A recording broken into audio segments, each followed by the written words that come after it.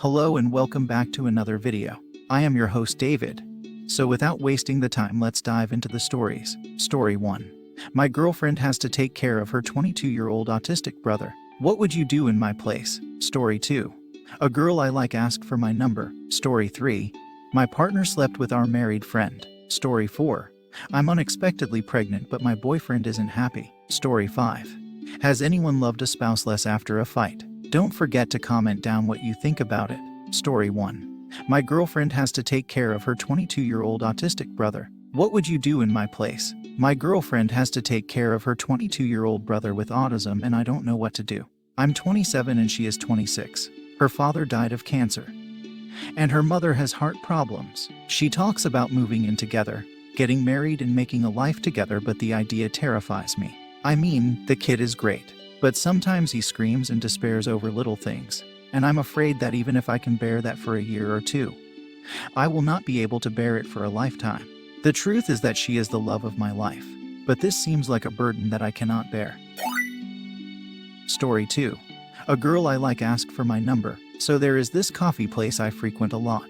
I really like their coffee, and they are not as pricey as Starbucks. I am friendly with all the baristas, but more so with one in particular. We were talking more and more, and got more friendly. I am dense as anything, but I also know that the service industry forces people to be friendly, even to creeps. So I didn't want to think more about it, just a simple friendship.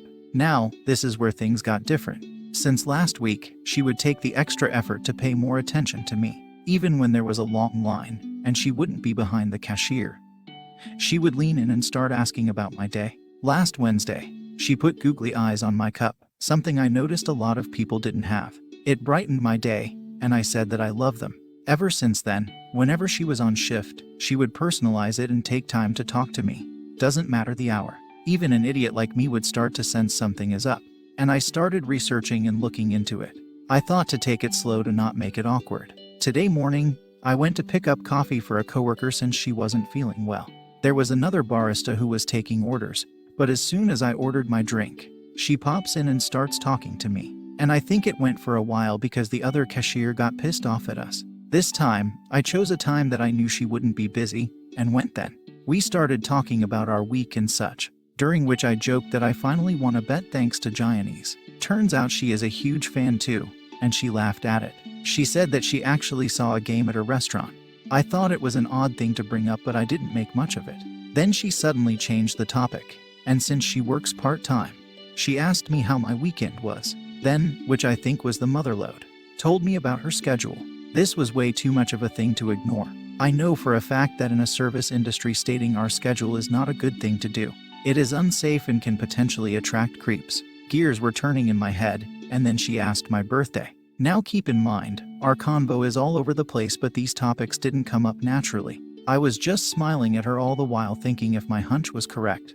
After I gave my order and was waiting for it, I went back and asked if she was free this weekend. Would she like to hang out with you? She said yes, and said give me your number, so I can text you. I expected her to say she was busy, but I didn't expect that. I was a nervous wreck, and mumbled my number, and took my coffee and went back to work. At work, there was this negative thought in my head.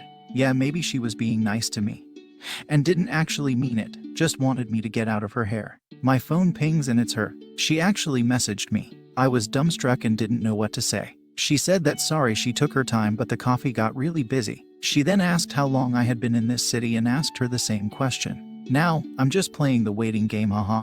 So yeah, just waiting for her to meet up with her again soon. But I can't believe this happened to me. All I really want to ask is, how do I not screw this up? What is a good indicator that our convo isn't going anywhere because it was something that I said or did? This is too new for me and I don't think I have been this happy in a while. Story 3. My partner slept with our married friend. So, I'm not entirely sure where to begin or even how much info to give. My partner and I have shared the same friend group for a couple of years now. He is in his late 30s and I'm in my late 20s. We've just started talking and dating within the last few months. I ended up asking if anything went on between him and our mutual friend, who is married with children, and he verified my suspicions. This happened before we were together. However, I'm having a hard time letting it go. I don't feel comfortable because if he was willing to sleep with a married woman knowing she was married, then what would stop him from easily doing it again when we are together? I don't trust him anymore because of it. I don't really know what to do, or if I should move forward with the connection. Am I being a jerk if I don't want them hanging out alone together anymore? Any advice would be greatly appreciated. Story 4. I'm unexpectedly pregnant, but my boyfriend isn't happy. I'm a mom of 2 and my partner has 4 kids from his previous marriage. This would be our first child together. He has confided in me that he's dreading to be a new father again. He's unhappy and wants me to get an abortion. It broke my heart because I'm feeling the opposite. I'm excited and I do want this baby. I also understand that raising a child in my age is going to be a challenge. Although he said he wasn't going to bail out on me or our child, I know it's possible he's going to resent me. I would hate for that to happen. I love him, but I don't know what to do. Any advice would be appreciated. Story 5. Has anyone loved a spouse less after a fight? My spouse and I got into a fight which basically consisted of him being set off by something I said, and screaming at me and berating me for several minutes. All I did was sit there and cry.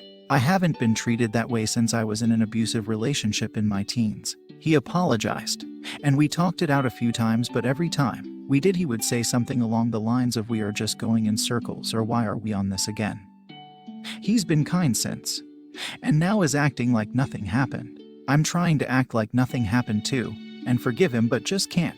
I don't really want to be around him, and I don't feel happy when I see him or when he hugs me or kisses me like I used to.